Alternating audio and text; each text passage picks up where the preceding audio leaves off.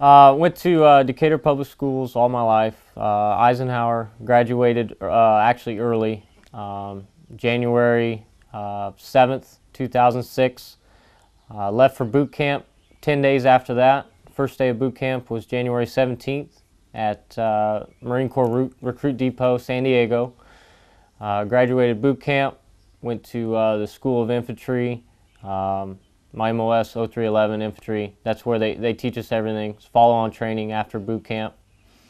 Went through that and then got sent to 3rd Battalion, 5th Marines, which is in Camp Pendleton, California.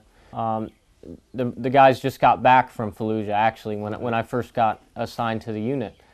And these guys had been, 3-5 had been there 2 or 3 times to past deployments. And they you know, being a new guy, they're real hard on you, but the stories coming from Fallujah that they told us, just knowing that we were going there, I was scared. You know, my first deployment and everything. We did the long train up. We trained for about a year, and then we headed off. We were there, I don't know, it was within the first couple days, and it was the first IED strike. It wasn't any of the guys that were in my platoon. It was another platoon across the town, and we thought that we were off to a bad start, that it was going to be a tough deployment. But then as we started patrolling and getting used to seeing the people every day, we kind of realized that Fallujah had changed. It wasn't the Phantom Fury that was the operation that 3-5 had done in previous deployments to clear Fallujah. Most of the insurgents had left. They were out of money. They had no weapons. They had the local population was turning them in to the Iraqi police. There were more and more Iraqi police, Iraqi army being trained every day, patrolling the streets, keeping the insurgents from taking over the city.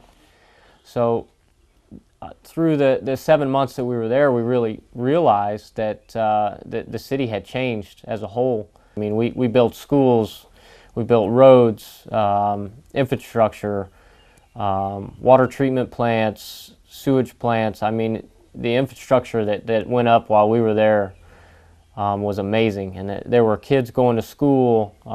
Women were able to walk the streets freely.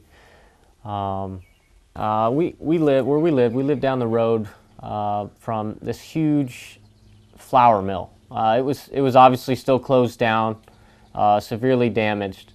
It was the highest building in Fallujah. It had to have been, I think 10 to 13 stories. Mm-hmm. And we had a sniper team up there providing overwatch, just kind of, you know, just overwatching the city. They, you know, the highest building there, they could see the whole city pretty much. Just kind of looking for anything out of the ordinary. And one day they were up there, and we actually had a news reporter with our squad. They took fire, a couple pop shots actually, not like a big firefight, but just a couple pop shots sitting up there. And we were the closest, the platoon to them, and my squad was on react force that day. So we immediately got our gear on. The reporter was with us and everything, and we headed over there to kind of provide some security so they could get out. This is the middle of the day, and a sniper team. There's only 4 guys. They've got 2 sniper rifles, an M16, and an automatic machine gun. Not much firepower at all. So we went over to provide security for them, and it was definitely another nerve-wracking, tenseful moment of the deployment. We got over there, got the guys out, got back to where we lived, and everything went good. But heading over there, you know, this was only the few shots that we had heard in Fallujah the whole time we were there. So it was definitely nerve-wracking heading over there to get them out. We took no casualties, which was surprising for Fallujah. It was the first time that a unit had been into Fallujah and took no kill in action. We had a few guys get wounded, nothing real serious, but nobody got killed.